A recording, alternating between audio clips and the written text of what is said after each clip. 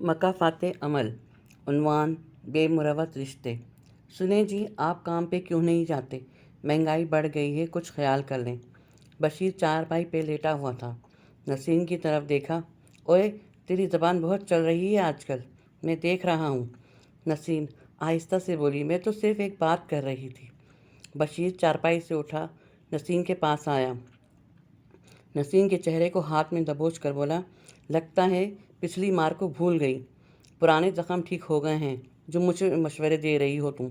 इतने में रशीद आया। क्या हुआ बा बशीर, क्या जरगा लगाया हुआ है? बशीर हल्का सा मुस्कुराया। तेरी परजाई मुझे हुक्म दे रही थी कि काम पे जाया करूं। इसे समझा रहा था कि मर्द के सामने ज़बान चलाने की दोबारा हिम्मत ना करे। रशीद खैखा लगाकर हंसा। बशीर, मैंने तो अपनी छन्नों को इतनी ढील नहीं दी हुई। मजाल है वो मेरे साथ आग भी उठाकर बात कर सके। रशीद ने आवाज़ दी, ओ छन्नो।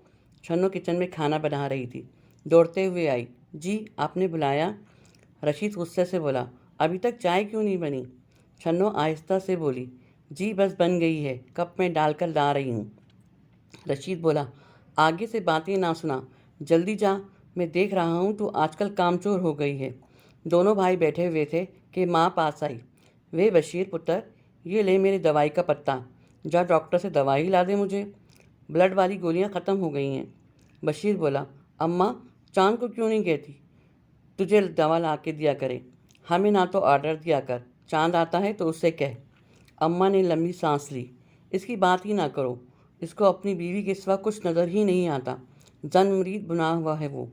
रशीद बोला, बशीर, अम्मा कह तो ठीक रही हैं, इसे समझा, औरत को पाँव की जूती बनाकर रखते हैं, सर का ताज नहीं। बशीर मुंह पे खारिज करते हुए, करना पड़ेगा उसका कुछ। अगले दिन चांद अपने कमरे में था। सदफ पास बैठी थी। चांद, अगर आप कहें तो मैं MBA की पढ़ाई पूरी कर लूँ? चांद चाय पीते हुए, हाँ क्यों नहीं, मैं तो चाहता हूँ तुम अपनी पढ़ाई मुकम्मल कर लो।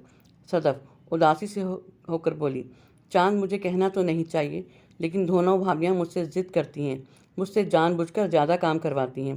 चांद आहिस्ता से बोला, मेरी जान इग्नोर किया करो, मैं अम्मी से बात करूँगा। सदफ बर्तन धोकर, मेरा बर्तन धोने वाला काम ख़त्म हुआ, कमरे में आ गई, मोबाइल में मसरूफ़ हो गई। इधर दोनों भाभियाँ बात कर रही थीं। नहीं, सदफ को देखा तुमने? चांद कितना प्यार करता है इससे, इसे नया टेलीफोन ला कर दिया है, सुना है वो उसे पढ़ाना भी चाहता। आगे बढ़ने से पहले कहानी घर यूट्यूब चैनल को सब्सक्राइब करना न भूलें और रोजाना की अपडेट्स के लिए घंटी के निशान को दबाएं। अगर आपको ये वीडियो पसंद है तो उस वीडियो को लाइक करें और अपने घर वालों और दोस्तों के साथ शेयर करें। हमें अपनी कीमती राय कमेंट सेक्शन में दें। आगे दूसरी भाभी जले हुए अंदाज में बोली, ऐसे तो वो राज करेगी हम पर, कुछ ऐसा करना होगा, या तो वो भी हमारे साथ गधों की तरह काम करे या फिर घर छोड़कर चली जाए। इतने में सांस आई। क्या खुसर फुसर कर रही हो दोनों? एक भाभी बोली, देख अम्मा, वो नवाबजादी 2 बर्तन धोती है और सारा दिन मोबाइल के साथ लगी रहती है, कुछ समझाएं इसको, वो हुक्मरानी करना चाहती है हम सब पे। सांस ऐनक सीधी करते हुए, मैं सब जानती हूँ, वो चारपाई जमाते क्या पड़ गई है महारानी, समझती है खुद को, तुम देखो मैं इसका कैसा जीना हराम करती हूँ। चांद घर आया। अम्मा ने आवाज़ दी, बात सुनो है मेरी। चांद हैरान होकर, क्या हुआ अम्मा? सांस तो लेने दो, सब खैर है? माँ आहिस्ता से बोली, देख इस घर में रहना है तो अपनी बीवी का मोबाइल बंद करवा, और इसे हवेली भी जाना होगा भैंसों का गोबर उठाना।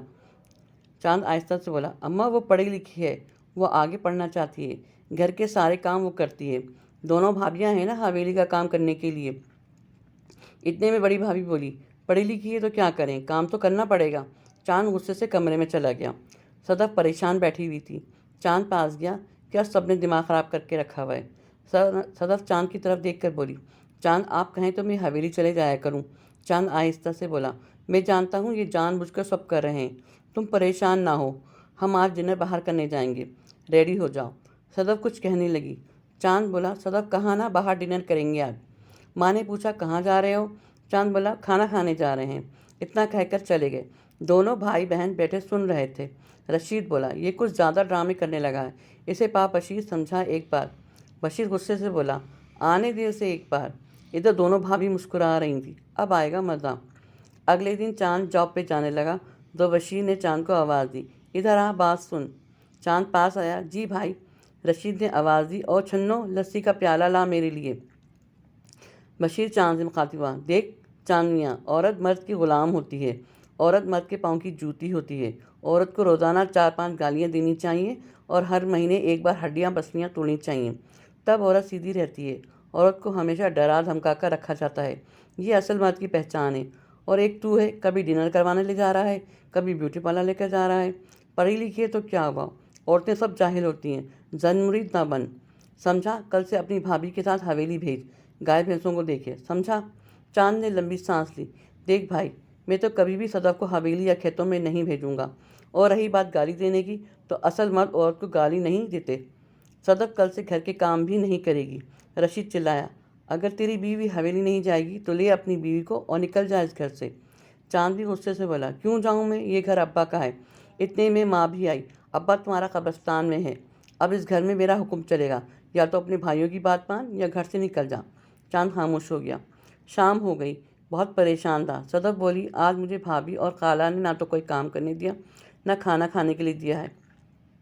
چاند پریشان ہو کر بولا، میرے پاس جو کچھ تھا بھائیوں کو لٹاتا رہا، ان کے اخراجات پورے کرتا رہا، آج مجھے تنہا چھوڑ رہے ہیں۔ صدف، کہاں جاؤں میں تم کو لے کر، میرے پاس اتنے پیسے نہیں ہیں کہ کرائے کا گھر لے سکوں، اتنے اخراجات کیسے پورے کروں۔ صدف اداس ہو گئی۔ چاند، اللہ ہماری مدد کرے گا۔ چاند آہستہ سے بولا، میں امی سے بات کر کے دیکھتا ہوں۔ چاند امی کے پاس گیا۔ امی، صدف ماں بننے والی ہے، میری مالی حالات ایسے نہیں ہیں کہ کرائے کے گھر میں رہ سکوں، اللہ کا واسطہ ہم کو یہیں رہنے دیں۔ ماں غصے سے بولی، ہاں ہاں سب سمجھتی ہوں میں، اس چڑیل نے پٹی پڑھا کر بھیجی ہوگی تم کو، روز جاتے تھے نا ڈنر کرنے، کبھی آئس کریم کھانے اور کبھی اس کو پڑھانے کی باتیں کرتا تھا، تو جا اب لے جاؤ اسے عیاشی کر جا کر۔ چاند آہستہ سے بولا، امی، بھائیوں کی طرح صدف کو گالیاں دوں، ماروں، ذلیل کروں، پھر میں اس گھر میں رہ سکتا ہوں کیا؟ پھر میں آپ سب کے لیے اچھا بن جاؤں گا۔ ماں خاموش رہی۔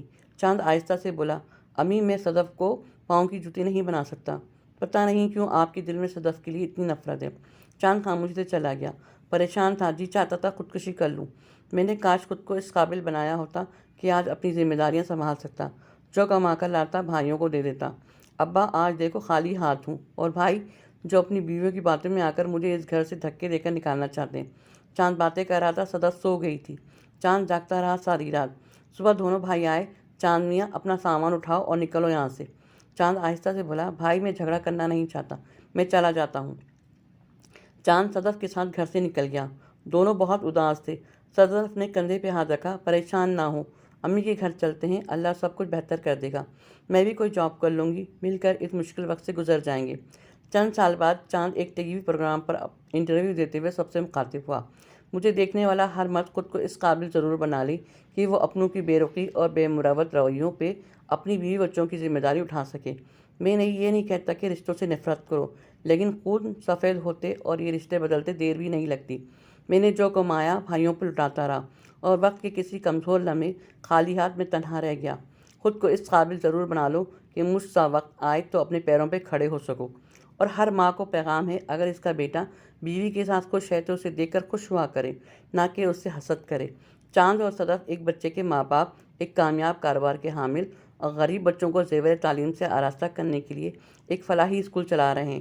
وہ پرسکون، مطمئن اور خوشحال زندگی بسر کر رہے ہیں، جبکہ چاند کے باقی دونوں بھائی اپنے دقیانوسی روش پر قائم اپنے رشتے بے مروت انداز اپنا کر فساد اور شر انگیز زندگی بسر کر رہے ہیں۔ آج ٹی وی پر چاند کو دیکھ کر دل ہی دل میں اپنے کیے پہ پریشان بھی ہیں۔